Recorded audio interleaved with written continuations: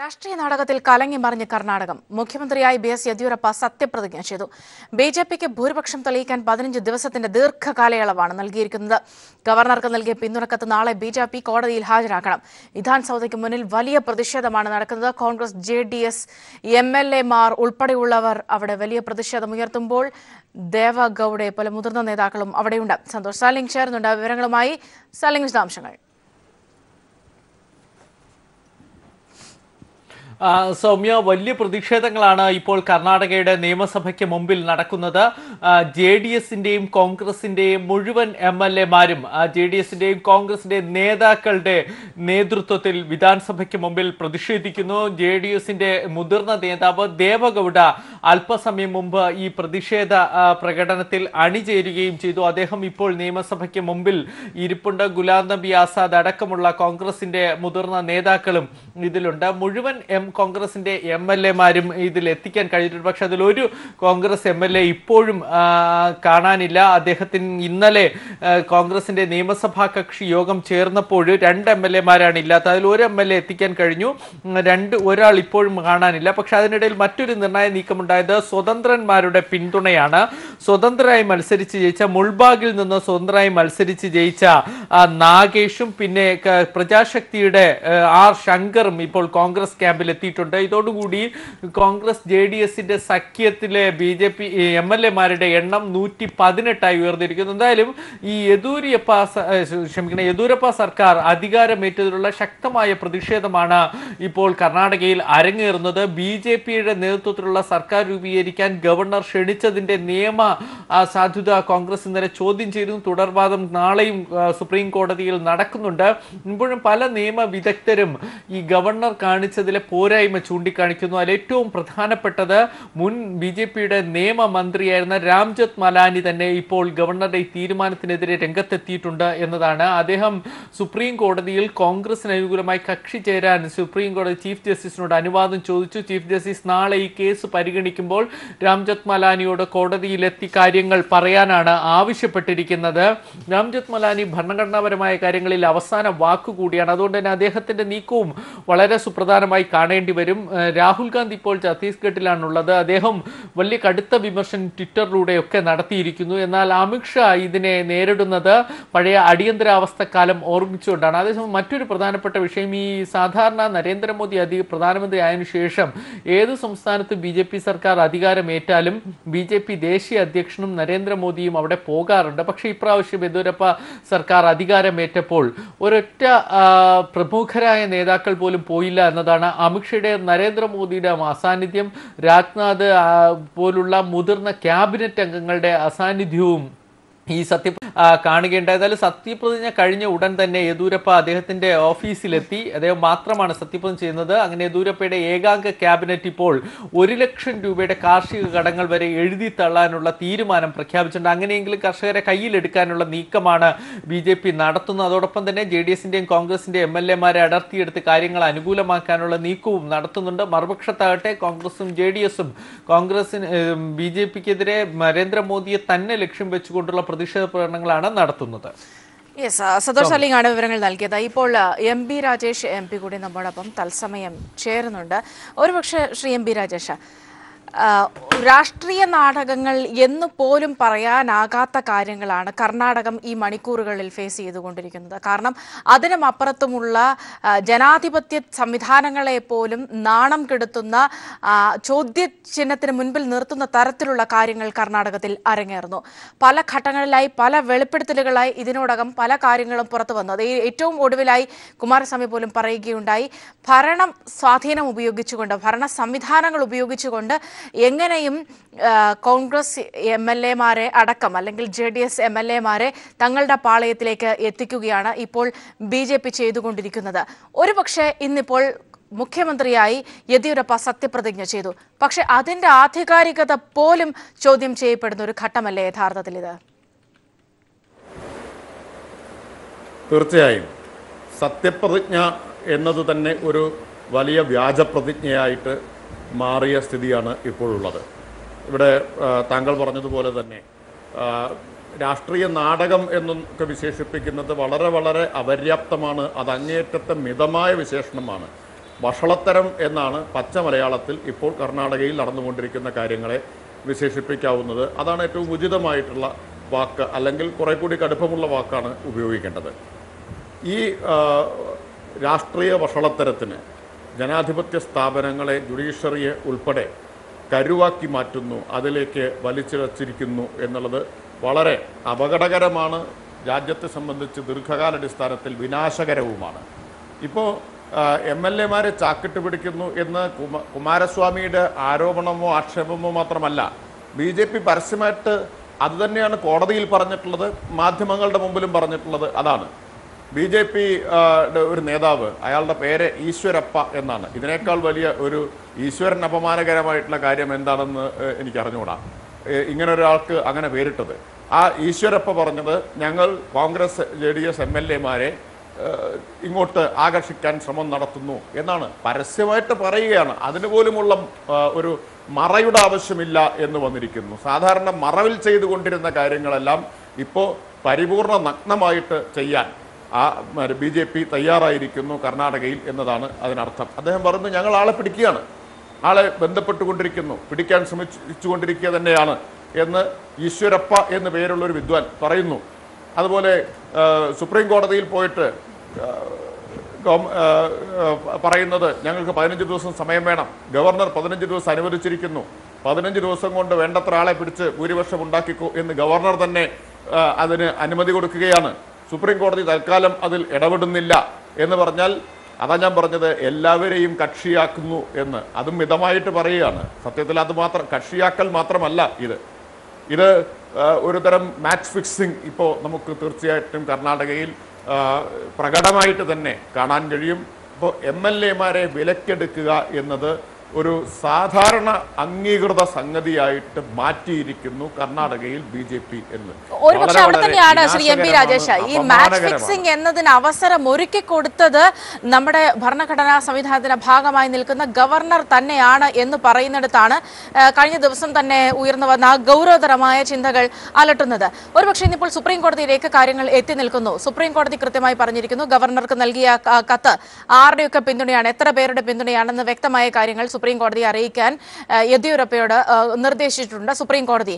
ഒരുപക്ഷെ അങ്ങനെ ആണ് എങ്കിൽ ഈ 15 ദിവസത്തെ വലിയൊരു സാവകാശം അണിയറ നീക്കങ്ങൾക്ക്, ഇത്തരത്തിലുള്ള കുതിര കച്ചവടങ്ങൾക്ക് വഴി ഒരുക്കിക്കൊണ്ട് വലിയൊരു സാവകാശം നൽകിയ ഗവർണറുടെ നടപടി പോലും ഒരുപക്ഷെ നിയമത്തിന് മുന്നിൽ ചോദ്യം ചെയ്യപ്പെടുന്ന ഒരു സാഹചര്യമാകുമോ ഇനി ഉണ്ടാകുക? ഒരുപക്ഷെ സുപ്രീം കോടതിയിലേക്ക് കാര്യങ്ങൾ എത്തി നിൽക്കുന്ന ഒരു പശ്ചാത്തലമല്ലേ ഇപ്പോൾ യഥാർത്ഥത്തിൽ?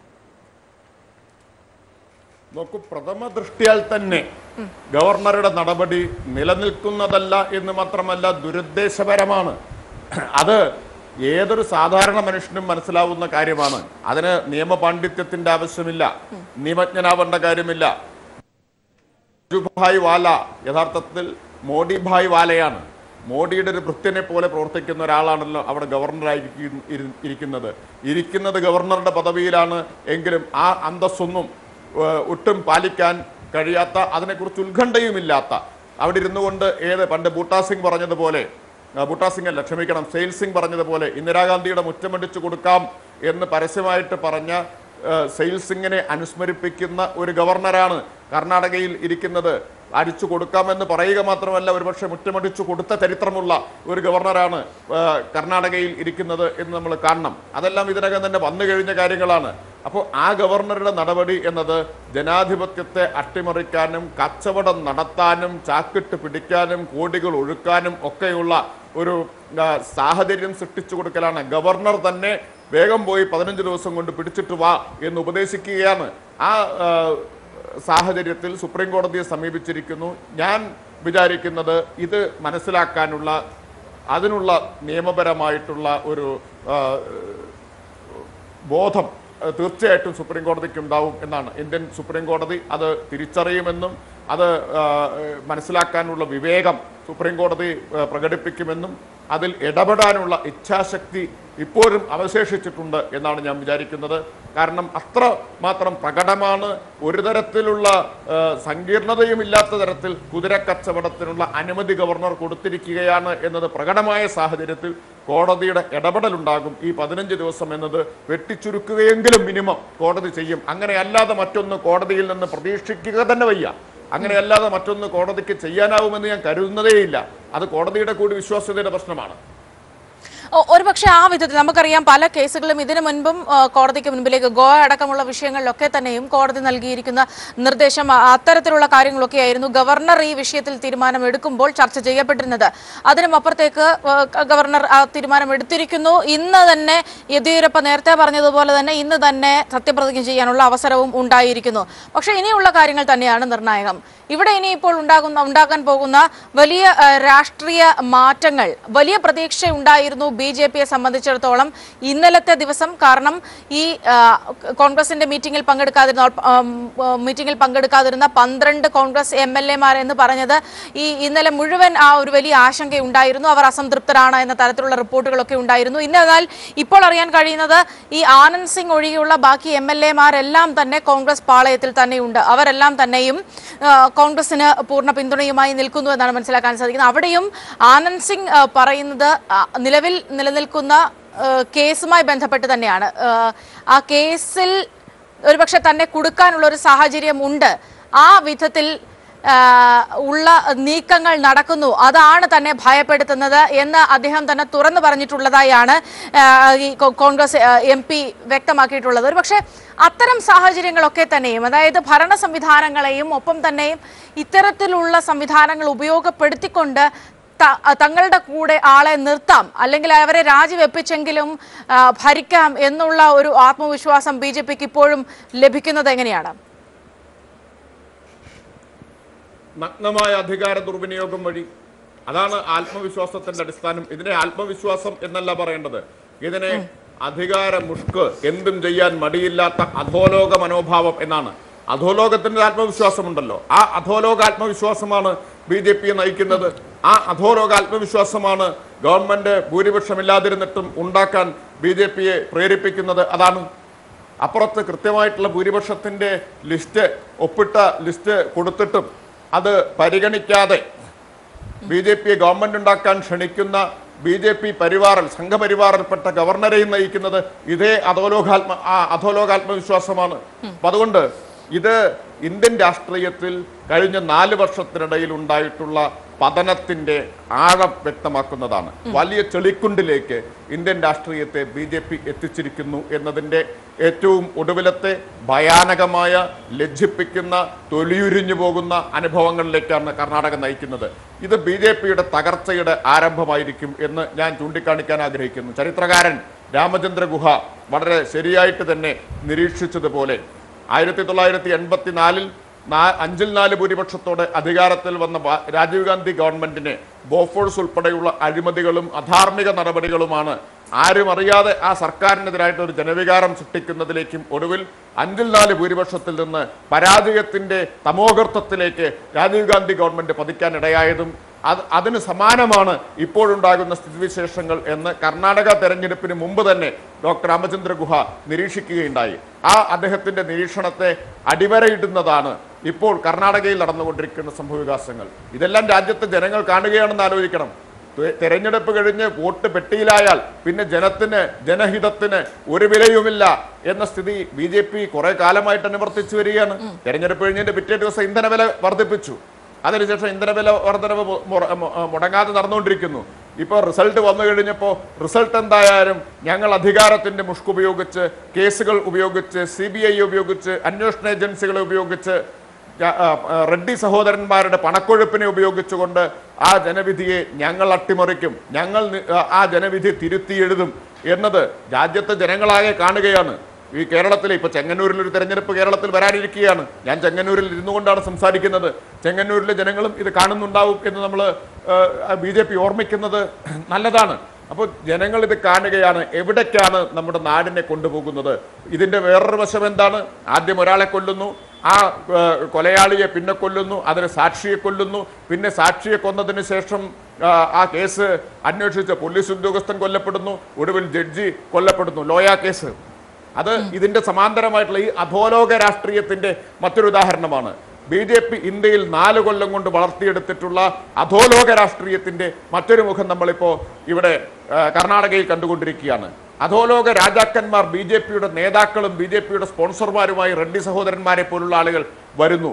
എത്ര വലിയൊരു വിപത്താണ് BJP എന്നത് വീണ്ടും ഇനി ഏതെങ്കിലും ശുദ്ധഗതിക്കാർക്ക് നിഷ്കളങ്കരായിട്ടുള്ള ആളുകൾക്ക് ഇനിയും മനസ്സിലായിട്ടില്ലെങ്കിൽ ഒരുപക്ഷെ അവിടെയാണ് ശ്രീ MP രാജേഷ ഈ കർണാടക തെരഞ്ഞെടുപ്പ് പോലും വരാനിരിക്കുന്ന 2019 തെരഞ്ഞെടുപ്പിന്റെ ഒരു മുന്നോടിയെന്നോ മുന്നൊരുക്കമെന്നോ എന്നൊക്കെയുള്ള രീതിയിൽ ഒരുപക്ഷെ ദേശീയ രാഷ്ട്രീയത്തെ തട്ടിച്ചു നോക്കുമ്പോൾ മറ്റു പല ഘടകങ്ങളും സംസ്ഥാനത്തിന് അതിൻ്റെതായിട്ടുള്ള പ്രത്യേകതകളും ഒക്കെ ഉണ്ടാകും. പക്ഷെ ആ വിധത്തിലാണ് കർണാടക ഈ തെരഞ്ഞെടുപ്പൊക്കെ തന്നെയും നിരീക്ഷിക്കപ്പെട്ടത്.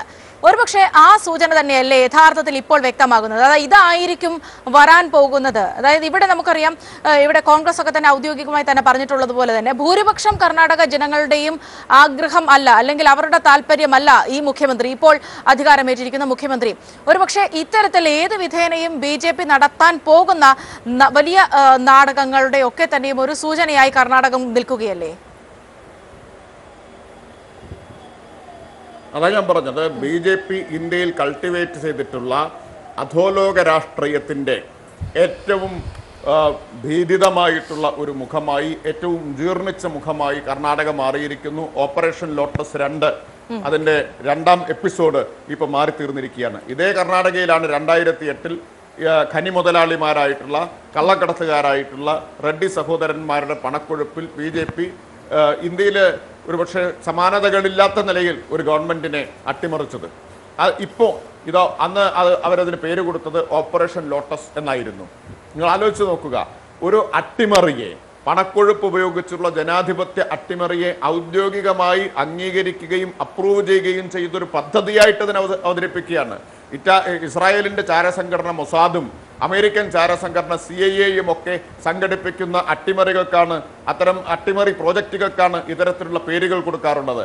അതുപോലെ കൃത്യമായിട്ടൊരു പദ്ധതി ആവിഷ്കരിച്ച് അത് നടപ്പാക്കുന്ന അങ്ങേയറ്റം ജനാധിപത്യ വിരുദ്ധമായ ഫാസിസ്റ്റ് രീതി, അതിന്റെ 2ാം എപ്പിസോഡിന് ഇപ്പോൾ കർണാടക സാക്ഷ്യം വഹിച്ചുകൊണ്ടിരിക്കുന്നു. ഓപ്പറേഷൻ ലോട്ടസിന്റെ 1ാം ചാപ്റ്ററിൽ നിന്ന്, 1ാം എപ്പിസോഡിൽ നിന്ന് കൂടുതൽ സങ്കീർണമായ അല്ലെങ്കിൽ കൂടുതൽ സംഘർഷാത്മകമായിട്ടുള്ള സ്ഥിതിയിലേക്കാണ് ഇപ്പോൾ ഓപ്പറേഷൻ ലോട്ടസിന്റെ എപ്പിസോഡ് 2 എത്തിച്ചേർന്നിരിക്കുന്നത്. ഇതിനു മുമ്പ് ഇതേ പദ്ധതി അവർ ഗോവയിൽ നടപ്പാക്കി. അന്ന് നിതിൻ ഗഡ്കരി വളരെ അഭിമാനത്തോടെയും ആത്മവിശ്വാസത്തോടെയും പറഞ്ഞത് മിഡ് നൈറ്റ് ഓപ്പറേഷൻ എന്നാണ്.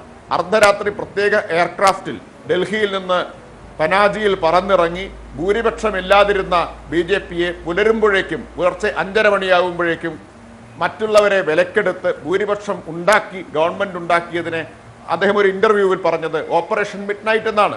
അപ്പോൾ അതിനെ ഒരു അലങ്കാരമായിട്ടാണ് ഇപ്പോൾ BJP കൊണ്ടു നടക്കുന്നത്. നമ്മുടെ മാധ്യമങ്ങളുടെ സ്ഥിതി എന്താണ്? ഈ മാധ്യമങ്ങൾക്ക് ഉളുപ്പ് എന്ന് മലയാളത്തിൽ പറയുന്ന ഒരു വാക്ക് അറിവുണ്ടെങ്കിൽ നമ്മുടെ മുഖ്യധാരാ മാധ്യമങ്ങൾക്ക് അവരൊന്ന് ചിന്തിക്കേണ്ടതാണ്. ഇതിനെ വലിയ കാര്യക്ഷമതയായും ചാണക്യതന്ത്രവുമായിട്ടാണ് ഇവർ വിശേഷിപ്പിക്കുന്നത്. ഈ ജനാധിപത്യ അട്ടിമറികളുടെ മുഴുവൻ അടിയിൽ കയ്യൊപ്പ് ചാർത്തിക്കൊടുത്തവരാണ് നമ്മുടെ മാധ്യമങ്ങൾ എന്ന് ഓർമ്മിക്കണം. ഗോവയിൽ, മണിപ്പൂരിൽ, അരുണാചൽ പ്രദേശിൽ, അതുപോലെ തന്നെ മേഘാലയയിൽ എല്ലാം നടന്നപ്പോൾ അത് അമിത്ഷാ മോദി സഖ്യത്തിന്റെ കോമ്പിനേഷന്റെ ചാണക്യ തന്ത്രങ്ങളായിട്ടാണ് വിശേഷിപ്പിച്ചത്. ഇതിലെന്ത് തന്ത്രമിരിക്കുന്നു? കയ്യിൽ കാശുണ്ടെങ്കിൽ, കേന്ദ്രത്തിൽ എന്തും ചെയ്യാനുള്ള അധികാരമുണ്ടെങ്കിൽ, അത് രണ്ടും ഉപയോഗിക്കാനുള്ള കൂസലില്ലായ്മയുണ്ടെങ്കിൽ, ഒരു തരത്തിലുള്ള മൂല്യങ്ങൾക്കും വില കൽപ്പിക്കാത്തതായിട്ടുണ്ടെങ്കിൽ ഏത് ഗുണ്ടകൾക്കും ചെയ്യാവുന്ന കാര്യമേ ഉള്ളൂ, ഏത് അധോലോക നായകനും ചെയ്യാവുന്ന ഒരു കാര്യമാണ്. അതിനെ ഇവര് സാനിറ്റൈസ് ചെയ്യുകയാണ്.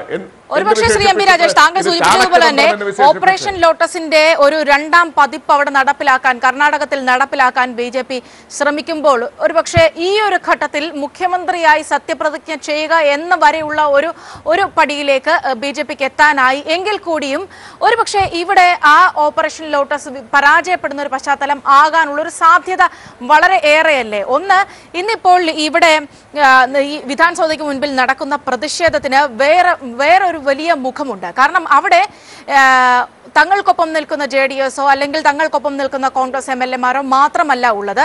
അതിനും വലിയൊരു പ്രതിഷേധത്തിന്റെ മുഖം ഒരുപക്ഷെ ആ വിധാനസഭയ്ക്ക് മുമ്പിൽ നിന്ന് നമുക്ക് വായിച്ചെടുക്കാനാകില്ലേ? JDS-ന്റെ മുതിർന്ന നേതാവ് ദേവഗൌഡ അടക്കമുള്ളവർ അവിടെ എത്തിയിരിക്കുന്നു. ഇപ്പോൾ നിലവിലെ ഇന്ത്യൻ രാഷ്ട്രീയത്തിൽ അല്ലെങ്കിൽ ദേശീയ രാഷ്ട്രീയത്തിൽ ഉരുത്തിരിഞ്ഞു വരുന്ന വലിയ ഒരു മാറ്റത്തിന്റെ ഒക്കെ തന്നെയും ഒരു മുഖം, അതിന്റെ ഒരു പതിപ്പ് കൂടി നമുക്ക് അവിടെ നിന്ന് വായിച്ചെടുക്കാൻ സാധിക്കില്ലേ?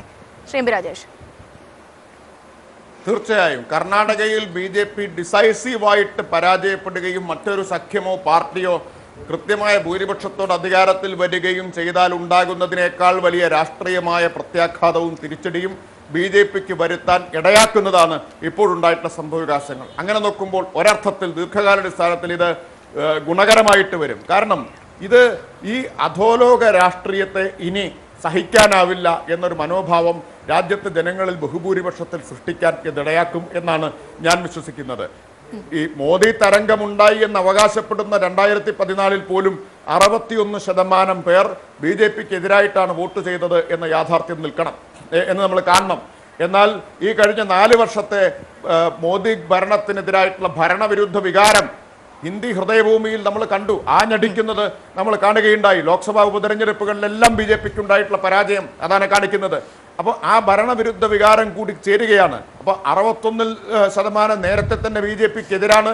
ഇപ്പോൾ ഈ ഭരണവിരുദ്ധ വികാരത്തിൽ കഴിഞ്ഞ തവണ BJPക്ക് വോട്ട് ചെയ്തവർ തന്നെ പശ്ചാത്തപിക്കുകയും വഞ്ചിതരായി എന്ന് തിരിച്ചറിയുകയും ചെയ്യുന്ന ഒരു സന്ദർഭത്തിൽ ഇതുകൂടി ഈ BJP എങ്ങനെയാണ് ഒരു തരത്തിലുള്ള തത്വദീക്ഷയുമില്ലാതെ എന്തും ചെയ്യാൻ മടിയില്ലാത്ത ഒരു ഗുണ്ടാ സംഘത്തെ പോലെ ഈ രാജ്യത്തെ പിടിച്ചടക്കാൻ ശ്രമിക്കുന്നത് എന്ന ഒരു തിരിച്ചറിവ് കൂടി ജനങ്ങൾക്കുണ്ടാകുമ്പോൾ അതുണ്ടാക്കുന്ന ഒരു ജനരോഷം എന്നത് വളരെ വലുതായിരിക്കും. അതുകൊണ്ടാണ് ഇത് കേവലം ഒരു ധർണ എന്നതിനപ്പുറമുള്ളൊരു മാനവതിന് ലഭിക്കുന്നത്. ഇവിടെ തീർച്ചയായിട്ടും ഇപ്പോൾ നമുക്ക് കരുതാൻ കഴിയുന്നത് യെദ്യൂരപ്പയുടെ ഈ നീക്കം ഗവർണറും കൂടി ചേർന്ന് നടത്തിയിട്ടുള്ള ഈ അട്ടിമറി പരാജയപ്പെടുമെന്ന് തന്നെ വേണം കരുതാൻ. പക്ഷെ അത് ആശ്രയിക്കുന്നത് പ്രധാനമായിട്ടും കോൺഗ്രസിന് അതിൻ്റെ MLA-മാരെ എത്രത്തോളം സംരക്ഷിച്ചു നിർത്താൻ കഴിയും എന്നതിനെയാണ്. കോൺഗ്രസ് ഇതിന്റെ ദൗർബല്യം ഈ ഗോവയിലും മണിപ്പൂരിലും അരുണാചലിലും മേഘാലയയിലും ഒക്കെ പ്രകടമാക്കിയത് ഇവിടെ കർണാടകയിൽ ആവർത്തിക്കുന്നത് നമ്മൾ കാണുകയുണ്ടായി. അതുകൊണ്ടാണല്ലോ 122 സീറ്റിൽ നിന്ന് 78ലേക്ക് 44 സീറ്റ് കുറഞ്ഞ് ഇറങ്ങി വരുന്ന സ്ഥിതിവിശേഷം ഉണ്ടായത്. അതുകൊണ്ടാണല്ലോ കർണാടകയിൽ BJPയുടെ വർഗീയ ധ്രുവീകരണത്തെ ഉറച്ച മതനിരപേക്ഷ നിലപാടിൽ നിന്ന് എതിർക്കുന്നതിന് പകരം മഠങ്ങളിലും ക്ഷേത്രങ്ങളിലും കയറിയിറങ്ങി താനൊരു യഥാർത്ഥ ഹിന്ദുവാണെന്ന് സ്ഥാപിക്കാൻ, ശിവഭക്തനാണെന്നൊക്കെ സ്ഥാപിക്കാനുള്ള പരിതാപകരമായിട്ടുള്ള പ്രകടനം രാഹുൽ ഗാന്ധി നടത്തിയതും അതുപോലെ BJP ഉപയോഗിക്കുന്ന അതേ ആയുധങ്ങൾ, BJPയുടെ കളത്തിൽ ഉപയോഗിക്കുന്ന ആയുധങ്ങൾ പ്രയോഗിച്ച് ദയനീയമായിട്ട് പരാജയപ്പെട്ടതും കോൺഗ്രസ്, ലിംഗായത്തിന്റെ ന്യൂനപക്ഷ പദവിയൊക്കെ. അപ്പൊ പ്രശ്നം കോൺഗ്രസിന് ആ ദൗർബല്യത്തെ എത്രത്തോളം മറികടക്കാൻ കഴിയും? ഏറ്റവും ചുരുങ്ങിയത് ഈ 78 MLA-മാരെ കാക്കയുടെയും കഴുകന്റെയും പരുന്തിന്റെയും കണ്ണിൽപ്പെടാതെ കോഴിക്കുഞ്ഞുങ്ങളെ തള്ളക്കോഴി സൂക്ഷിക്കുന്നത് പോലെ ഒരു 15 ദിവസത്തേക്ക് സൂക്ഷിച്ചു നിർത്താനെങ്കിലും കഴിയുമോ എന്നതിനെ ആശ്രയിച്ചാണ് ഇതിന്റെ ഉത്തരമിരിക്കുന്നത്. യെസ്, അവിടെയാണ് ഒരുപക്ഷെ താങ്കൾ സൂചിപ്പിച്ചതുപോലെ തന്നെ ഇപ്പോൾ JDS-നൊപ്പം താങ്ങി നിന്ന് ഒരുപക്ഷെ കർണാടക കടന്നാലും കോൺഗ്രസ് ഇനി ഏറെ വിയർക്കേണ്ടിയിരിക്കുന്നു. ഈ സ്റ്റേബിളായ ഒരു പൊസിഷനിലേക്ക് പ്രത്യേകിച്ച് വരാനിരിക്കുന്ന ഒരു തെരഞ്ഞെടുപ്പ്, ഒരു ലോക്സഭാ തെരഞ്ഞെടുപ്പൊക്കെ വരുമ്പോൾ കൂടുതൽ അതിൽ നിന്നും പാഠം ഉൾക്കൊണ്ടേണ്ടിയിരിക്കുന്നു. അവിടെ രാഹുൽ തന്ത്രങ്ങൾ പോലും പരാജയപ്പെടുന്നു എന്നതൊക്കെ തന്നെയും ഗൗരവതരമാണ്. ഒരുപക്ഷെ ഇവിടെ ഞാൻ ചോദിക്കാൻ വരുന്നത്, ഇവിടെ സുപ്രധാനമായും ഇന്നിപ്പോൾ യെദ്യൂരപ്പ അധികാരമേറ്റ ശേഷം വന്ന ആദ്യ പ്രഖ്യാപനത്തെക്കുറിച്ച് തന്നെയാണ്. അതായത് 1 ലക്ഷം വരെയുള്ള കാർഷിക കടങ്ങൾ എഴുതിത്തള്ളും എന്നൊരു പ്രഖ്യാപനമാണ് അദ്ദേഹം പറഞ്ഞിരിക്കുന്നത്. എന്തൊരു അപഹാസ്യകരമായ ഒരു പ്രഖ്യാപനമാണ്. കാരണം സ്വാഭാവികമായും ഒരു പുതിയ സർക്കാർ അധികാരത്തിൽ വന്നാൽ ജനകീയ വിഷയങ്ങളിൽ പ്രഖ്യാപനം നടത്താം, അല്ലെങ്കിൽ ഇത്തരത്തിൽ നിലവിലെ സാഹചര്യത്തിൽ പിടിച്ചു നിൽക്കാനായി താൻ ജനങ്ങൾക്കൊപ്പം ഉണ്ട് എന്നൊരു പ്രതീതി ഉണ്ടാക്കാനായി ഒരു പ്രഖ്യാപനമാകാം. പക്ഷേ അതിനും അപ്പുറത്തേക്ക് നിന്നുകൊണ്ട് നിലവിൽ രാജ്യത്തൊന്നാകെ മോദി സർക്കാർ സ്വീകരിക്കുന്ന കർഷക വിരുദ്ധ നിലപാടുകൾ കൂടി കണക്കിലെടുത്തുകൊണ്ട് വേണ്ടേ ഈ ഒരു പ്രഖ്യാപനത്തെ പരിശോധിക്കാൻ. പ്രത്യേകിച്ച് നമുക്കറിയാം, രാജ്യം കണ്ട, ലോകം കണ്ട ഏറ്റവും വലിയ കർഷക പ്രക്ഷോഭം അരങ്ങേറിയിട്ട് അതിന്റെ അനുരണനങ്ങൾ ഇപ്പോഴും രാജ്യത്തുടനീളം പ്രതിഫലിച്ചുകൊണ്ടിരിക്കുന്ന ഒരു പശ്ചാത്തലമൊക്കെ നിലനിൽക്കെ എങ്ങനെ ഇത്തരം കണ്ണിൽ പൊടിയിടലുകൾ കൊണ്ട് ജനങ്ങളെ കയ്യിലെടുക്കാൻ അല്ലെങ്കിൽ മുൻപോട്ട് പോകാൻ BJPക്കാകും? ശ്രീ രാജേഷ്. മഹാരാഷ്ട്രയിലെ ലോങ് മാർച്ചിനൊടുവിൽ ദേവേന്ദ്ര ഫട്നാവിസ് കിസാൻ സഭയുടെ നേതാക്കൾക്ക് കൊടുത്ത ഉറപ്പുകൾ എല്ലാം ഇത് ലംഘിച്ചിരിക്കുകയാണ്. ഇപ്പോൾ ഒന്നുപോലും പാലിച്ചിട്ടില്ല. അടുത്ത ഘട്ടം സമരം അവിടെ ആരംഭിച്ചു കഴിഞ്ഞിരിക്കുകയാണ്. നാസിക്കിലും അതുപോലെ പാൽഘറിലും എല്ലാം അടുത്ത ഘട്ടം സമരം ആരംഭിച്ചു കഴിഞ്ഞിരിക്കുന്നു എന്ന് ആലോചിക്കണം.